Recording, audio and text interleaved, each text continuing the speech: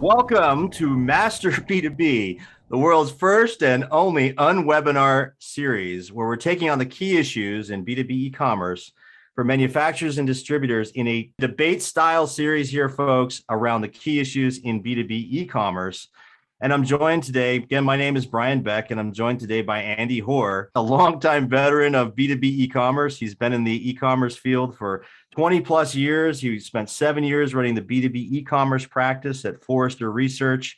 He's the CEO of Paradigm B2B, and he's one of the most sought after folks, guys, in this industry for issues related to digital transformation. Andy, thrilled to be here again today to talk about another important issue. Yeah, I'm one of the most sought after, but you're obviously the most sought after, right, Brian? So, thrilled to be here hosting again with Brian. Brian's been in the industry for 20 years, been a practitioner for a good chunk of that, recently a consultant, has written a great book called $1 Billion B2B E-commerce. I highly recommend it, especially the forward. I always say this because I wrote the forward. No, I mean, seriously, Brian's an expert at this stuff, and many of you guys have probably seen him recently in person. So Brian's getting back on the trail. I will soon too start seeing real people in 3 dimensions. So looking forward to that. Yeah, no doubt, Andy. It's it's great to get out in front of people again, out from behind the screen. But this is such a great format, and the industry has been responding really well to it. So, and again, this, guys, is a debate. This is not a traditional, typical webinar. It's not a sales pitch. This is different, and you, as the audience, get to participate. We have 3 rounds. For those of you who haven't participated before, we have 3 rounds. At the end of each of those rounds, you get to vote on who won the argument. We have 2 teams of fantastic practitioners here. We have a sponsor, Punchout, to go today. They're participating in the debate too. Now, we want to hear from you. Put your questions in the Q&A box on the right. We'll get to as many of them as we can. This is really about you and what you learned from this. We're going to reveal at the end of the unwebinar, we're going to reveal how you voted and who won the debate. So stick around for that. So Andy, the question today: e-commerce versus e-procurement. Where should you invest your time and money? And for B2B companies, they don't have endless resources. They have to make decisions around where to prioritize, where to spend the next dollar.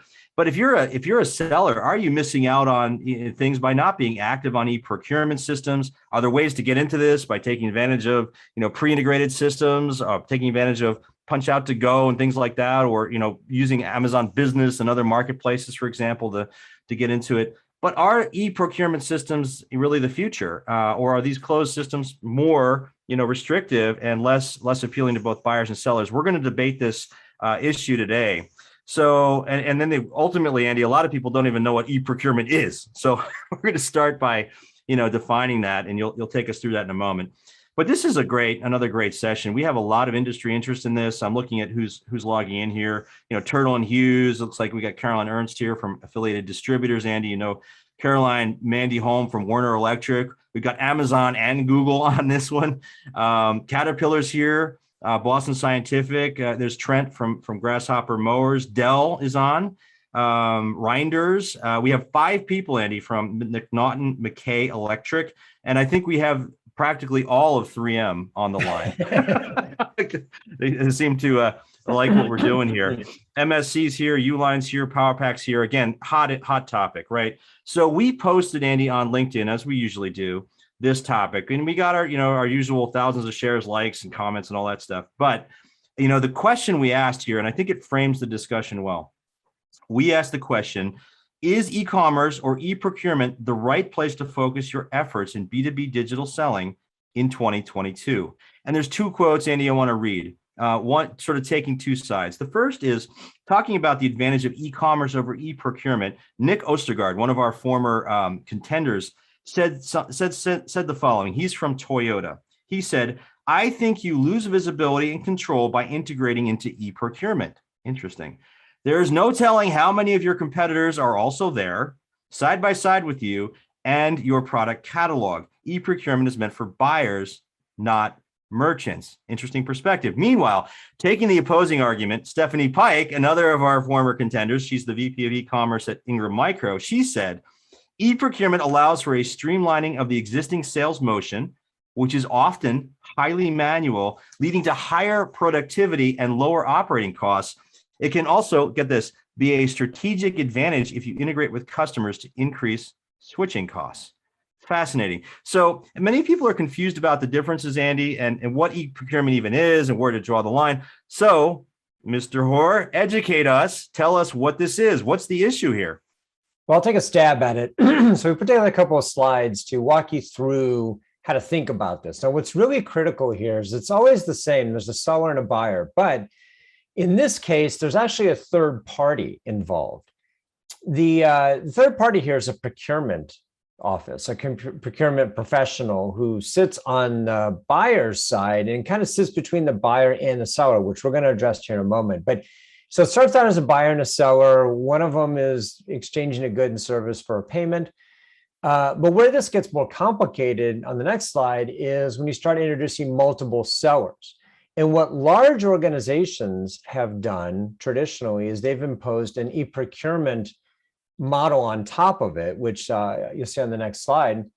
I created a green box around it to show what it looks like conceptually. So what happens is large organizations, and for those of you who work in them or intimately familiar with it, you have an e-procurement system that is maybe a strong term, but mandated by the company that you use. And the idea behind it is very simple, that an e-procurement system can help manage spending. It can analyze spending. It can, procurement professionals can get preferred pricing because they can do contract and negotiated pricing. Some e-procurement vendors themselves actually offer group buying services where they aggregate all of their e-procurement clients together on the buy side, which is kind of interesting. So that all sounds great. On the negative side, however, traditionally people have complained that e-procurement systems have limited options. I mean, that's by definition what they're trying to do is limit the options to the ones that are approved and preferred. They can have clunky interfaces. And for sellers, who is the real target audience for this particular webinar, the Grangers, the MSCs of the world, it can limit your options in terms of how you stand out to buyers. Now, more recently, I say not like in the last year, but in the last decade or so, has been the emergence of punch-out capability, which you'll see conceptually here, enables the buyer and the seller to kind of connect directly. The punch-out lets you punch out through the e-procurement system, has all the positives of the e-procurement system, plus some additional positives in that it gives the buyer and the seller a direct experience. It gives the sellers more control, and very critically does all this while keeping the transaction actually in the procurement system, which is what the procurement professionals really want. That all said, we are seeing the emergence of e-commerce, though, that is challenging sort of the paradigm a little bit and offering some of the capabilities of e-procurement. Again, conceptually here, e-commerce platforms are now doing things like helping to manage spend. They enable contract pricing, POs, and invoicing, but also offer more seller options, more customized experiences, and very importantly for sellers, branding opportunities. So you'll see here in the image all those sellers at the top. In theory, you can have more sellers in an e-commerce sort of situation because you can just search the internet and find them. The challenge, of course, is being one of those sellers and standing out. But once you stand out, it's a direct relationship with the buyer if it's pure e-commerce. Now, the reality is these two systems are kind of adopting the best of each and maybe on a collision course, which is why we wanted to have this particular debate. And the essence of the debate, which is the next and last slide here, is really about if you're a seller and you're trying to extract revenue from a buyer, the dollar signs at the bottom, where do you invest your time and money? You know, if you've only got $1 in that hypothetical microeconomics 101 scenario, where do you spend that incremental dollar? Do you spend it trying to optimize e-commerce, or do you spend it trying to optimize your presence in an e-procurement kind of situation? Again, this is really more an issue for larger organizations versus smaller ones, but even medium-sized organizations have procurement systems. So this is a highly relevant conversation. And I think the one thing we'll talk about through this all is what's the future role of the procurement manager? Because it has evolved. It used to be the person who would actually place the orders. Then it evolved into somebody who sort of set the formulary, right? And then in the future, what is it going to be? Are these systems going to effectively productize the procurement professionals? Would eliminate the function or the value, but maybe eliminate the person to some extent? I think this will stimulate lots of interesting conversation, because I know everybody on this call who's used a procurement system knows the limitations of it and probably has an opinion on it. So on that note, I'll turn it back to you, Brian, and let's introduce. Yeah, so I think we are seeing a blurring of the lines, Andy. I mean, it's think about, even like, for example, Amazon Business is offering spend management tools, right? Some of the things that Eprocurement traditionally offered, and these are both growing channels, right? So I was reading the blog from Ecommerce earlier. One of the recent posts talked about 18% growth year over year in Eprocurement. So we can't ignore Eprocurement, but the question is, where do you invest and where do you spend that extra dollar, to your point, to get the greatest return, right? And by the way, very importantly, just to put it in perspective here in terms of size and what's at stake, it's important to note that B2B e-commerce estimated to be about $1.4, $1.5 trillion. Eprocurement is no slouch. Most estimates put it at about half of that, or just $700 billion. So, and like you said, it's growing. So again, there's good arguments on both sides, hence our debate. That's right. All right. Well, great setup, Andy. Thank you for that. That was really good. And I think level set us well for the debate we're about to have. And we're going to bring in our practitioners, our contenders now. And I'm going to introduce now, Andy, in this debate, I lean more on the side of B2B e-commerce, and you're taking more the side of the procurement. And I think there's good arguments on both, but I'm going to lean on e-commerce because I do think it's really the future. And I have I am blessed to have a fantastic team with me today. My first contender is Sean, the flamethrower for Ann. Sean, can we see the flame? Okay. You brought a candle lighter, man. I thought you were going to bring out the full flamethrower. I love it. Well, Sean is the director of e-commerce at the distribution powerhouse Grainger. And Sean, in our quote here, Sean, you incinerate imprudent ideas with ease. I'm not sure if you can do that with that thing. But if anyone has lived on a rock for the last 20 years, don't know who Grainger is. Grainger is one of the leading MRO industrial distributors in the market. They have invested very heavily in digital and e-commerce. I can't think of any company, really better positioned to speak about the trade-offs in these two things. And, Sean believes that the future of B2B e-commerce is with open systems. Andy, that's not procurement. That's more about e-commerce. He says today's B2B buyer demands a flexible and transparent buying environment, and e-commerce delivers this experience far better right now than e-procurement does. Sean, welcome. Excited to have you on the team. Thank you, Brian. Thank you, Andy. I'm fired up to be here. No pun intended, but been an attendee on many of these. I'm excited to be a participant and ready to mix it up. Awesome. Great, Sean. Well, we hope you do. Our next contender is Rebecca, the Head Smasher Hicks. I love that name. And Rebecca is a colleague of mine. She was a guest on my virtual book tour last summer in 2020. And Rebecca, she decimates weak arguments with her mighty wit and deep experience. She is the e-commerce product leader at Pella Corporation. And by the way, Rebecca spent 10 years at Kohl's. She knows e-commerce really well. She says the future is with e-commerce and online marketplaces, and the companies that will win are focused on investing in these channels. Interesting. Welcome, Rebecca. So happy you're here. Thanks to have me. Thrilled to have the partner in Sean too. Awesome. Go Team Ecom. All right, Andy, it's your turn. Introduce your team, sir. So Tim, we call him Tim the Dominator Doyle, master of efficiency. The Dominator Doyle deftly eradicates buyer friction as a senior business development professional at Staples Business Advantage, the office product superpower. We're all familiar with them.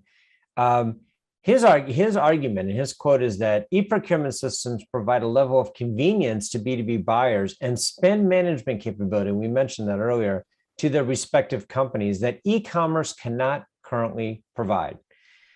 I will introduce Brady the Baller Berman. When the baller isn't launching his next multi-billion-dollar startup, he's focused on punching out poor business processes as the founder and chief strategy officer at Punchout to Go, which we'll talk about a bit here throughout. He knows firsthand the benefits that e-procurement can bring to B2B companies and says, e-procurement is a hidden revenue stream that many companies completely miss, surrendering sales to competitors without even realizing it. So, Brady, welcome. Yeah, Tim, team, thanks so much for having me. We're very excited to join this this event here and strike some controversy and think about how we're embracing these technologies, right, to do more. It's going to be a fun one, Brian. So why don't we get started? I think it's that time. Let's rumble. Andy, this one's your round. You have 8 minutes, sir. Have fun. Okay, so we're going to go right to the money question, which is, should B2B sellers, and most people on this call are those people, so it'll be a good question for them. Should B2B sellers invest in e-commerce sites or optimize for serving the e-procurement channel? So let's go to the e-commerce team first and hear your best argument. Sean, what do you got to say on that one? It's e-commerce. First off, disclaimer, we want to enable our customers to purchase from us whatever manner they choose, but today's e-procurement technologies, that they really limit a supplier from replicating the e-commerce experience. I feel like the reality is suppliers have diminished control and it decreases your value proposition to your customers. Now, obviously punchouts, which hopefully mirror a supplier's e-commerce websites, are preferable, but we're getting more and more customers that ask for that hosted content file for their order experience, and that poses a number of challenges on suppliers. Price and product information is not real time. Can't show all your product attributes that you have available on your website. Obviously, the product data gets stale between the file refreshes. Prices change, products get discontinued, new products are added, and none of that is reflective in real time. And I'll give you a good example, Andy. The pandemic, it's obviously caused multiple supply chain challenges. So a lot of suppliers don't have the same stocking levels. For us, example, PPE, where you're more challenged. On your website, you can message that information on a hosted file, and user has no idea at the time of purchase that you have limited or no availability. So, with the hosted files, you get more customer service calls, credits, and rebills. Sometimes the customers don't upload the file refresh, where the supplier has to police the process to make sure they have the most up-to-date and relevant information. And lastly, I just think from a user experience, supplier is at the mercy of that ePro provider's merchandising and search capabilities, for how their products appear on the site. I've yet to see an ePro vendor that even remotely comes close to what a supplier's core website can serve up. Even if you're a contractor or a preferred supplier, you don't have firsthand knowledge how your product data is being presented, merchandised, filtered to the buyers. So, it poses a lot of issues. And I think in the e-procurement world, more customers are looking for that kind of omni search, multi-supplier search. Rebecca, you have a few thoughts. You want to add to this? He had some great points, but in addition to not only you owning that user experience, Pella is emerging within this channel. So one of the things that really made us go commerce versus procurement for this initial pass was we're not a stock-based, SKU-based catalog. So we needed to own that experience so that we could really build out that one-to-one configuration. Didn't have that flexibility within a more rigid system. So I can own the audience, I can own the eyes, I can drive the traffic and build the experience. Those are pretty compelling arguments, Brady. What are you going to say? Look, I don't want anybody to be in the hosted catalog business. And just for background, anybody who doesn't know what that means, it's like it's giving your customer a spreadsheet of data that today might be cool, right? But tomorrow it's going to cause downstream effects, right, to your customer service, those that are receiving the order. So I am in no way a proponent of hooking up your customers with static raw data, right? I am for embracing how your customers want to do business with you, right? I am for thinking about how you might leverage commerce, right, to build proper channel strategies with your e-procurement customers, right? So an e-procurement is not just an order, right? It's not just sending you an order. It's the entire process from requisitioning to orders to invoices, starting from sourcing, right? So I think this is going to be a really fun debate, and hopefully Tim's on here because I think he's rather passionate leading the Staples charge on with Coupa Advantage. Tim, join it. Yeah, thanks, Brady. Yeah, I guess at the end of the day, it's about the customer's preference. But I agree with what Brady said. I guess the best example for me would be at Staples when I need to buy something, I go into Coupa and I have visibility to our preferred suppliers.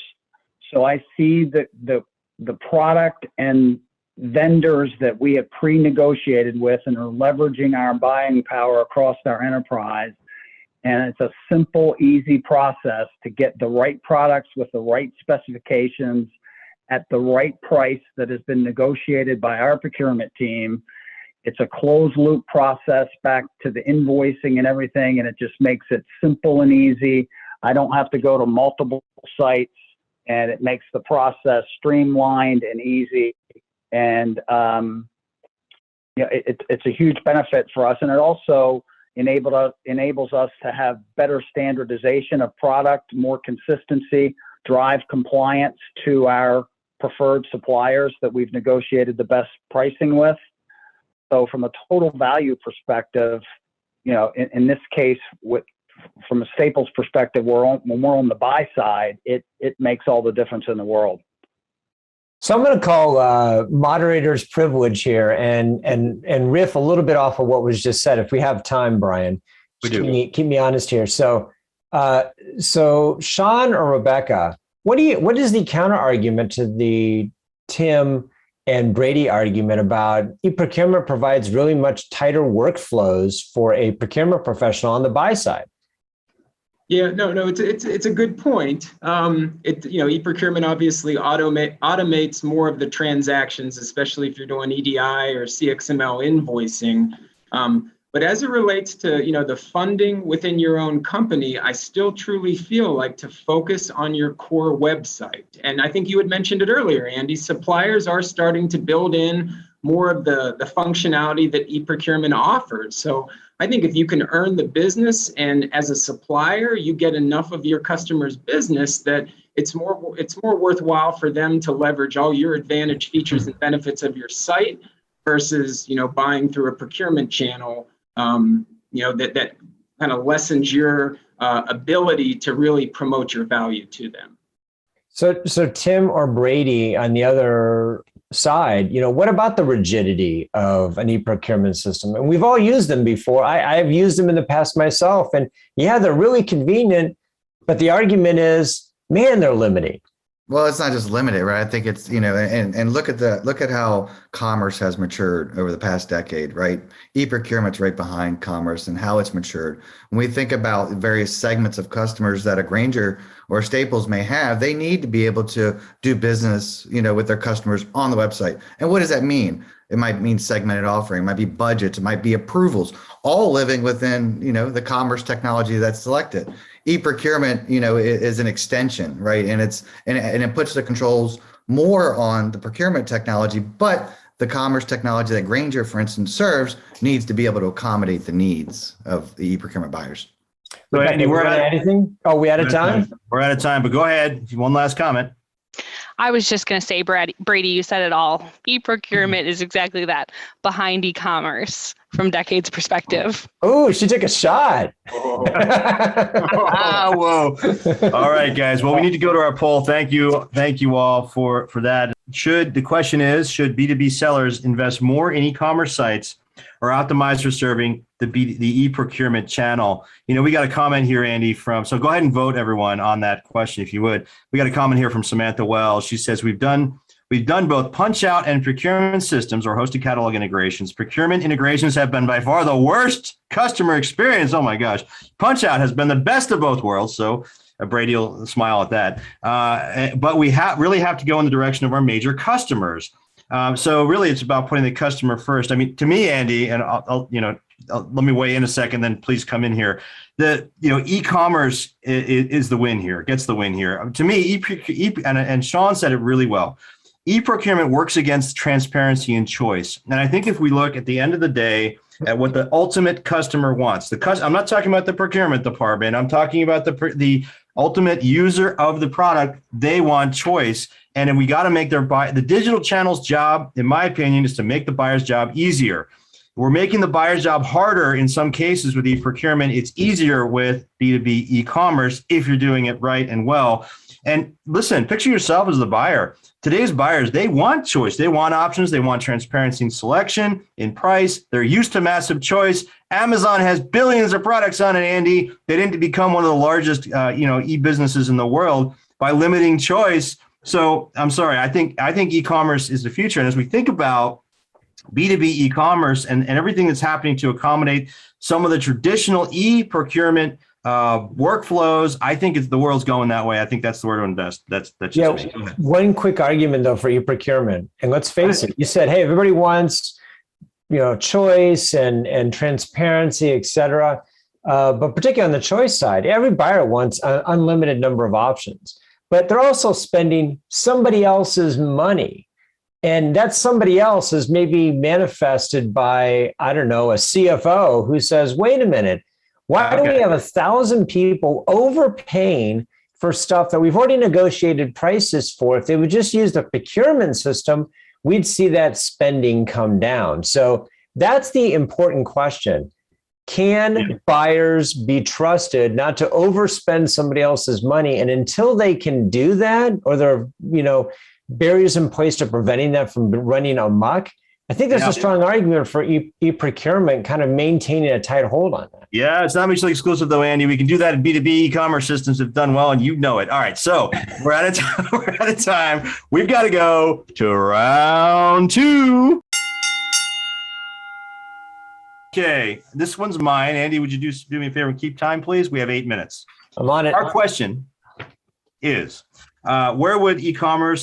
where should e-procurement live in the organization? Should it be within e-commerce, or should it be its own sort of freestanding function with its own P&L, its own leadership?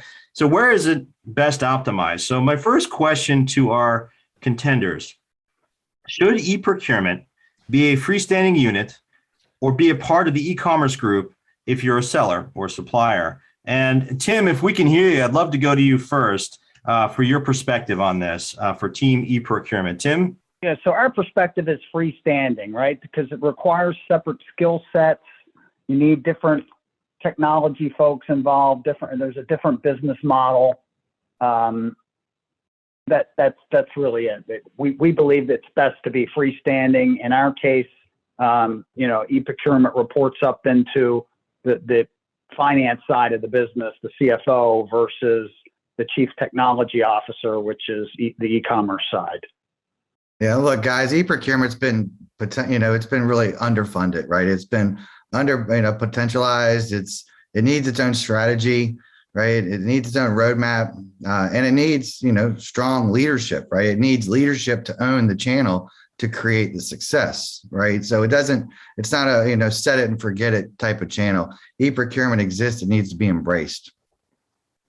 Interesting. Good perspective, guys. And I think Sean on the e-commerce team probably doesn't agree. What do you think, Sean? I don't. And, quite honestly, we've had our e-procurement teams on both sides. And personally, I feel strongly that it's more advantageous for a supplier to have e-procurement part of their main e-commerce organization and also tightly woven within the overall digital roadmap.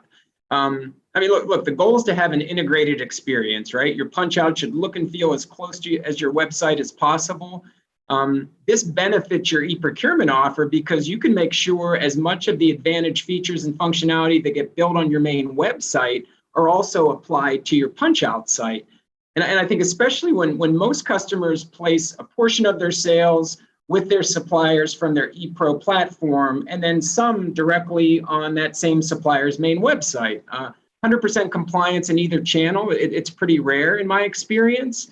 I also feel like on the people side, ePro can take advantage of all the technical resources, skilled engineers, developers, just to make sure you're providing the best experience when your customer asks you to integrate them via a third-party system. I get Tim's comment, there's data mappers are different than website architects, but keeping them under that same roof I feel is important. And really, if you think about it, it's even more critical right now with the rapid changes in technology. So we're talking ePro. In the ePro space, we saw EDI as the standard up until the late 90s. XML, specifically CXML, then became the prevalent method to transform and trade data for e-procurement. Now we're starting to see APIs emerge, especially as a way to update and refresh product data within a hosted content shopping environment. So I feel like many suppliers, they're already using APIs for their own standalone websites in-house. So it's important to look how the architecture, the services within your own website can be applied to integrating with your customers in the various software platforms that they're using. One thing I'd like to just interject 1 second. You mentioned something. E-procurement punchout should look like your website. Wrong. E-procurement punchout should be your website. If you're doing it in separate boxes and separate worlds, you're losing out, right? You're creating all this experience, right? All this configurations Rebecca's talked about. You're creating this beautiful piece of work in e-commerce on the application. It should be leveraged for this channel, right? And fair point. But the one thing, Tim, is, and I feel like even in a punch-out environment, you lose a lot of that personalization, order history, your own personal list. Being able to recognize the user like an e-commerce does from a sign-on. Most punch-out sites can't do that. And we have a lot of functionality that, that is the exact same on our punch-out site, but the systems that we partner with can't provide that user-level experience. And I think many people would agree that, people want that personalization in their web experience. So, hey, I'm all for punch-out in the ePro world. I just feel like it's still, it still is a inferior product to a supplier's main website. Hey, Sean, call me. Head smash, you had something to add there. You came off mute. What do you got? All I was going to say, there's never been a better time in life to say what he said. And Tim, any comments on this? I don't know, Tim or Brady, in terms of what Sean was alluding to there. Any disagreement? No, Sean makes a compelling argument for sure, and we have some of the same challenges. But again, some of the rigidity on the e-procurement side, there's benefits to that as well. It gives the command and control to the company that's actually writing the check to the supplier. Mm-hmm. So interesting. That's an important piece when you're looking at it from a cost perspective, right? Exactly. So one other question, guys, and it's thinking about how customers find product, right? We think about attribution, and customer may look for something on a marketplace, through a search engine, or on a distributor site. And if they may go in and purchase it on the Eprocurement. And I'm curious how do you guys think about that? I don't know who wants to answer this question. Kind of came to mind as you were talking, but how do you think about attribution? And if they're in different teams, Brady, the Baller Berman, how do you then give credit to the right organization within the company? And doesn't this just end up in a big fight between the owner of Eprocurement and the owner of e-commerce? What say you, sir? We talk about experience, right? We think about antiquated ways that e-procurement might have happened a decade ago. There are modern advancements in leveraging APIs to extract content, to give the user within their own application the single experience to be able to search across multiple vendors. It has been poorly done, right, over the past decade, right? I got 55 seconds. Sean, take it away, brother. That was for Brian, but maybe it works on you too, Brady.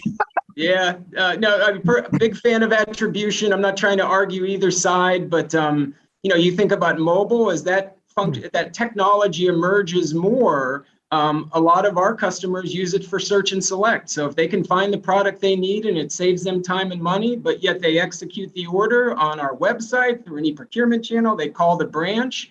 That's an assist. I think as a supplier, if you can develop rich analytics to prove that out, it strengthens additional investment in a channel that maybe is not getting the order, but yet is very beneficial to the order experience. Yep, exactly. Right. That was the question. All right. I think we're up on time, guys. I want to make sure we get to our poll. Question is, and audience, we need you to vote on this. Should e-procurement be kept separate from e-commerce from the e-commerce function or integrated with the e-commerce on the supplier side, meaning from the supplier. Should this group be freestanding or integrated with e-commerce? I have my opinions on this, Andy. You probably know what they are, but go ahead. What's your thought? Yeah, no, I mean, there's good arguments on both sides, but I want to make the argument today for the freestanding group. And the reason why is because anybody who has no leadership has no leadership. And to integrate this function, which I think all agree is different. I think nobody would disagree on that. The e-procurement goals, technical skills, objectives, in many ways are different from what the e-commerce team is tasked with doing. Now, there's some similarities. There's definitely Venn diagram overlap, but my fear would be that much of the good about e-procurement would be lost or overwashed by what e-commerce is trying to do on its own. So I think you can have the best of both worlds by making it a freestanding group, but working closely with the e-commerce team. I think if it's integrated in with e-commerce, it loses what makes it unique. But you have a different thought. You're wrong. I agree wholeheartedly with Sean. And the reason is that, ultimately the two functions they're blending in a lot of ways. I mean, as we've seen, as our contenders have talked about, look, at the end of the day, the experiences you want to deliver through either side they're becoming more similar. I think you can't look, I lived this myself, Andy, and 17 years as a e-commerce executive. It's similar to the debate we have about, the sales team versus e-commerce, which one should get the credit for the sale. If you're not, I think it's a disaster to have these in different places, because ultimately you're going to have two organizations fighting for credit for the same sale.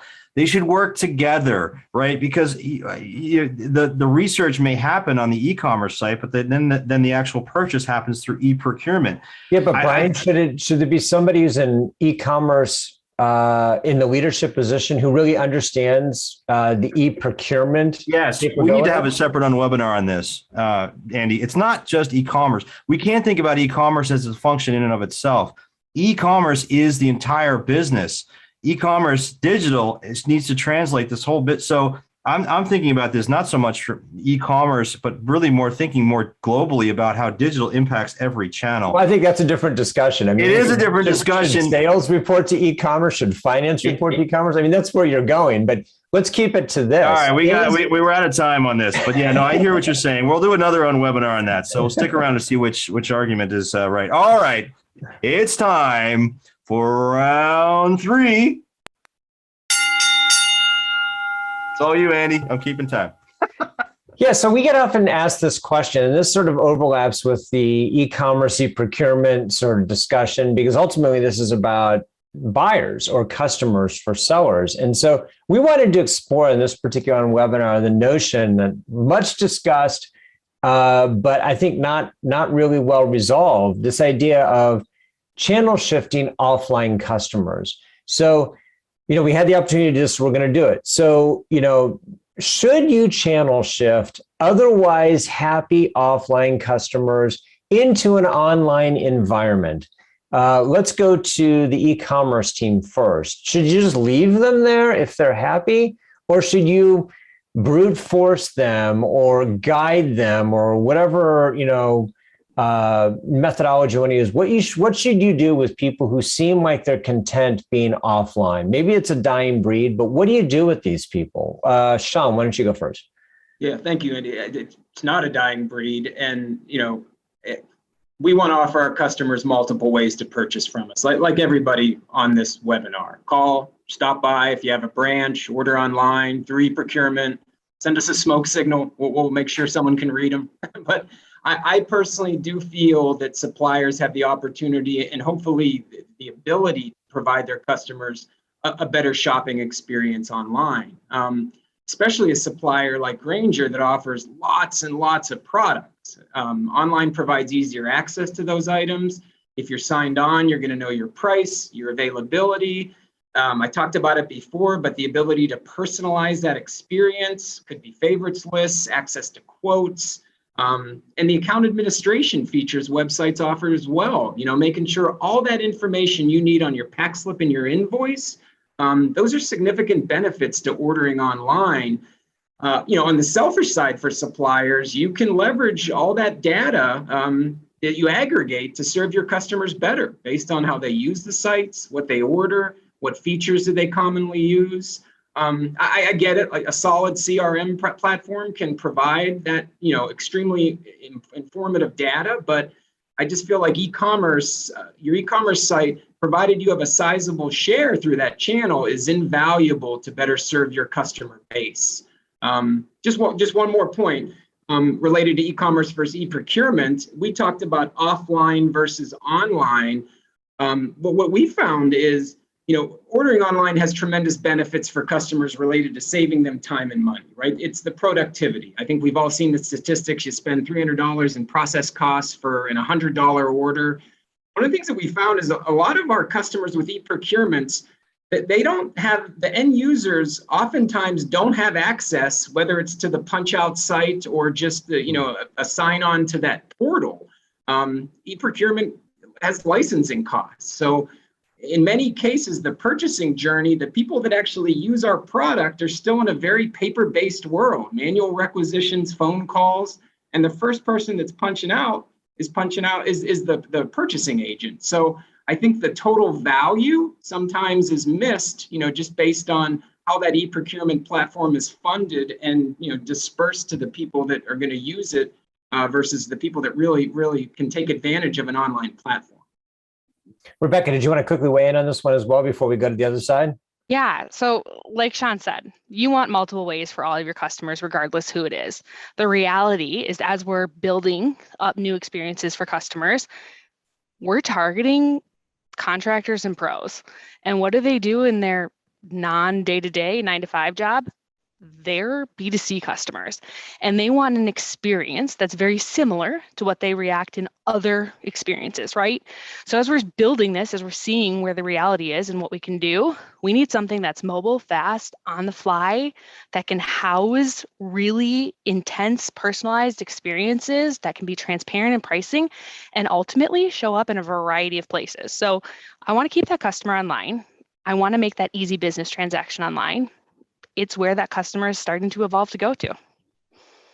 But Brady and Tim, what do you do about those obstinate customers who just want to talk to a guy over the phone, who just want to send that fax in, who just want to, send it by carrier pigeon? What do you do about those people? Brady, why don't you weigh in first, and then Tim, if you have some thoughts on it. I mean, and we come across this question quite often, right? If they're meaningful, you got to look to accommodate, right? And I don't know how you might define meaningful. If you get an order, 1-2 orders a month or something from an organization, and it's coming through smoke signals or carrier pigeons, Sean mentioned, or phone, fax, email. I mean, it's costing your organization $100 to key it in, to pick up the phone and say, to answer the phone, where's the order, right? When you start embracing maybe another, like say you have an organization that is not quite meaningful, but that they are leveraging e-procurement technologies, going through now a procurement angle rather than a customer angle to become procurement's best friend, to become the preferred vendor, may open up a larger opportunity from within an organization rather than just selling to a couple of people that might be buying your products today. So those relationships are meaningful to establish. Now, if you have customers that are only going to do hosted catalogs, right, or only going to do a certain way, can you look to automate the orders, right, to create more efficiency, right, to create a better experience, to hopefully be able to convert them, right? And if you have e-commerce, you already have the pipes probably between commerce, your CRM, your ERP, your order management system, right? What about driving those offline orders, EDI, yada, yada, yada, whatever, back through commerce, even though the order may not have originated through commerce, driving the orders back through commerce. So now you have really good channel visibility. I could ask Sean right now, because he's awesome, right? What the percentage of their business is e-procurement at Grainger? And he can ramble off an answer quick, right? And your organization needs to be able to do the same. Tim, did you want to weigh in on this one? What do you guys do at Staples for those obstinate customers, the one who become comfortable, and they are, to answer the question hypothetically, profitable? They're still worth something to you. Maybe not as profitable as the low cost to serve B2B e-commerce channel, but they're not people you want to fire, for example. What have you guys done at Staples with those folks? Yeah, it's a good point. We're certainly not going to fire them. At the end of the day, it's about the customer's preference, right? What they want. Fewer and fewer are, not ordering via e-procurement or e-commerce these days. But we're going to do what the customer prefers. We are actually also going to work to convince them to move to e-procurement or e-commerce because it's more efficient for them and us, candidly. So it's really their choice. And my perspective is sales. So we're going to do what is best for the customer, and we got to balance that around our efficiencies and cost. But we're not going to turn a customer away. That's for sure. All right. Well, hey, that right on time, Brian. I think we're up against the clock here. We are. Yep. So we got 10 seconds left. So I think at this point we do need to go to our poll. Thank you, guys. So go ahead, Andy. The question is, should B2B sellers actively migrate happy offline customers online? That's the question. Or should you just leave them there? Should you do order automation? I think Brady was speaking to that issue. There's some really interesting technologies that you can use to take somebody's fax order and turn it into an electronic order and then send it back, maybe via fax, right? Yeah. So one of the hardest things to do in the world is to change somebody's behavior. If you can avoid doing that, while also keeping somebody on board as a customer at a fairly reasonable cost to serve, then it seems to make sense. And I think order automation, for example, can fit the bill there. But what are your thoughts, Brian? Well, listen, to me, I think there are times when it makes sense in most cases to push customers to use e-commerce channels. And we can sort of lump generally e-procurement to some degree into that. At the end of the day, though, it's for their own good, Andy. And they, a lot of companies don't think about this or realize this. And, it's not that you're putting the customer first despite their own beliefs to the contrary. I mean, just look at what happened during COVID. I pulled some statistics. E-commerce News did a study earlier this year. It showed 87% of businesses reported 25% or more increase in e-commerce sales during the COVID pandemic. And it was out of necessity, right? I mean, people had to buy that way. But what's more important about this study, 73% of the companies are seeing that higher level of e-commerce sustain. Why? Well, because it makes the buyer's job easier, right? At the end of the day, the buyer didn't know it was easier to go to the other side, but it's making the buyer's job easier. So I think that in most cases, you ought to be pushing the customer over towards e-commerce. And again, it's not necessarily a force, but it's about education. It's about support from the C-level. It's about aligning your sales team, getting them on board.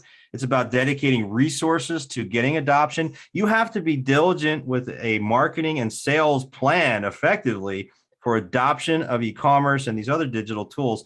But my belief is you should be pushing customers that way. What did you take away from that? Do you agree? Probably not. Yeah, I'm sort of torn on this one because I think you should go as far as you can to get as many of your customers as possible online. I've been preaching this for years, but I do think there are some customers that are worth more to you in a different circumstance.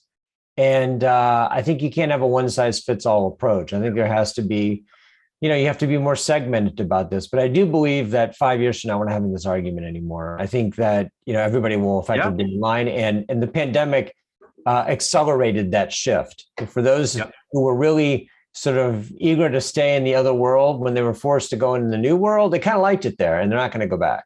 Yep. No, I agree with you. So, all right, we've got to bring on Mr. Brady, Mr. Punchout to go for a closing argument. We're here for e-commerce versus e-procurement. Look, at the end of the day, it's not e-commerce versus e-procurement. It's e-commerce and procurement. It's embracing how your customers need to purchase. 10 years ago, only big, huge giants, the government and such, were leveraging e-procurement technologies.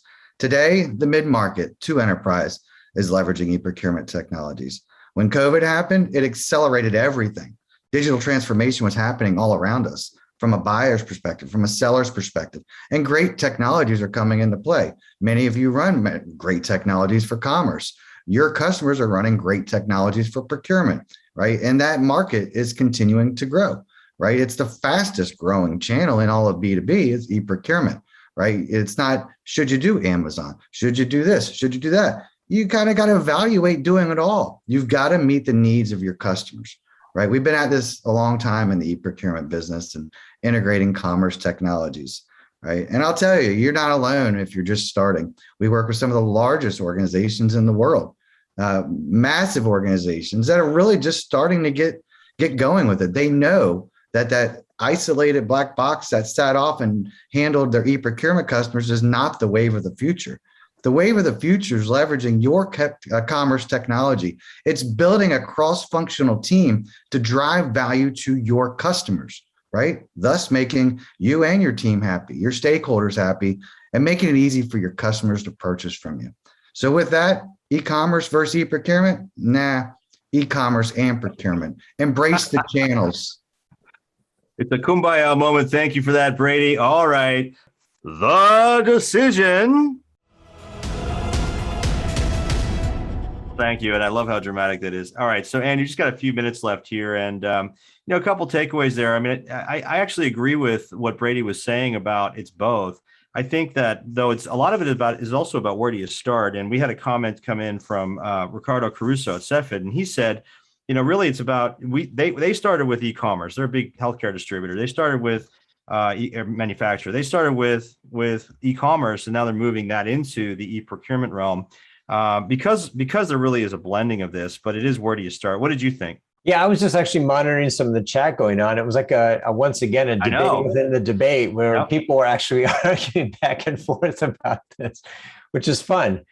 I want to be intellectually honest here, though. Yes, it's everything, but that's not a fair answer to an executive who has to make a decision on the margin. I mean, part of this started with us talking to sellers and saying, hey, where are you spending your money? And then they go, well, everywhere.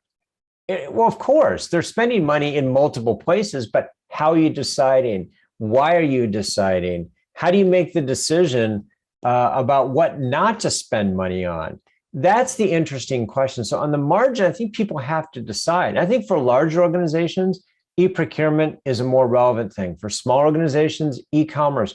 You could argue that people in the middle are the ones who have the toughest call. But even Sean will tell you that at Grainger, they have to decide whether to spend $1 enhancing their website or $1 making themselves better in e-procurement. So it's a real issue.